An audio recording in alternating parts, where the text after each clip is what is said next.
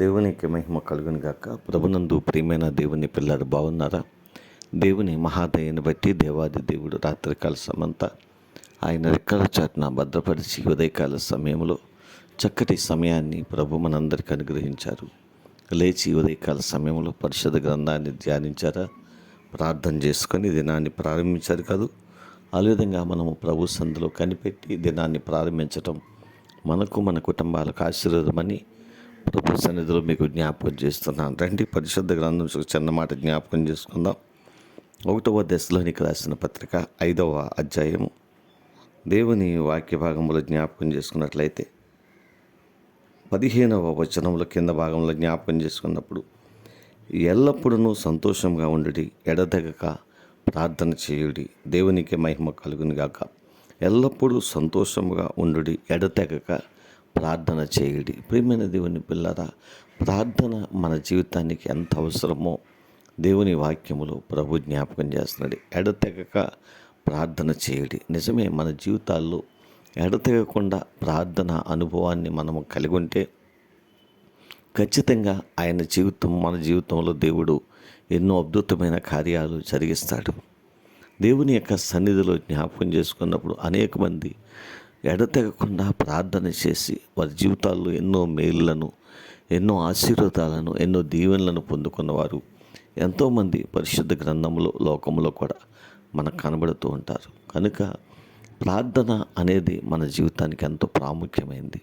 కనుక ప్రార్థనలో ఎల్లప్పుడూ కూడా ప్రార్థనలో ఉండడం, ప్రార్థన చేసుకోవడం, ప్రభు సందులో కనిపెట్టడం, ప్రభు సందులో ఆనందించడం ఇది గొప్ప భాగ్యమని ప్రభు సందులో జ్ఞాపకం చేస్తున్నాను. ఎటువంటి కష్టాల గుండగా, బాధల గుండగా వెళ్తున్నా భయపడవద్దు, ప్రార్థన చేయి. ఖచ్చితంగా ప్రతి ప్రార్థనకు దేవుడు జవాబిస్తాడు. అద్భుతమైనటువంటి కార్యాలని ప్రభు మన జీవితాల్లో జరిగిస్తాడు. కనుక విశ్వాసంతో అడుగులు ముందుకు వేయడానికి పరిశుద్ధాత్మ దేవుడు మనల్ని బలపరచాలని ఈ మాట ద్వారా జ్ఞాపకం చేస్తున్నాను.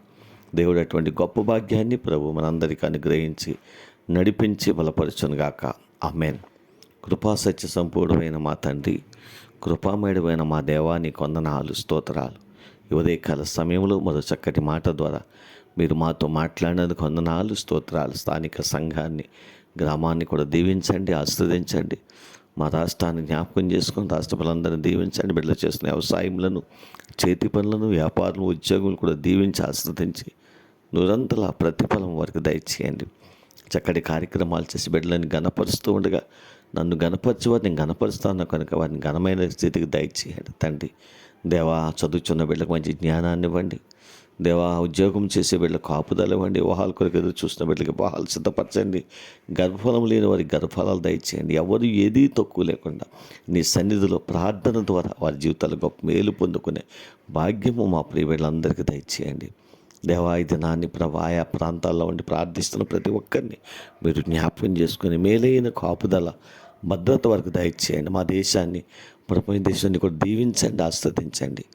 మా గ్రామాల నుండి, మా ప్రాంతాల నుండి, ఆయా దేశాలు, ఆయా రాష్ట్రాల్లో ఉన్నటువంటి ప్రియ బిడ్డలందరినీ జ్ఞాపకం చేసుకొని వారి కష్టార్జితం వారి బిడ్డలకు ఆశీర్వాదకరంగా, దీవెనకరంగా దయచేయండి. నామాన్ని ప్రేమించి వారు చేస్తున్న ప్రతి పరిచర్యను కూడా దీవించి నిరంతర ఆశీర్వాదాలు సమృద్ధిగా నీ నామములో అనుగ్రహించి మీరే వారి జీవితాల్లో ఉన్నతమైనటువంటి కార్యములు జరిగించి మహిమ పొందుదరని యేసు నామములో ప్రార్థించి మీకు అప్పగిస్తూ ఈ దినాన్ని ప్రారంభిస్తున్నాము తండ్రి.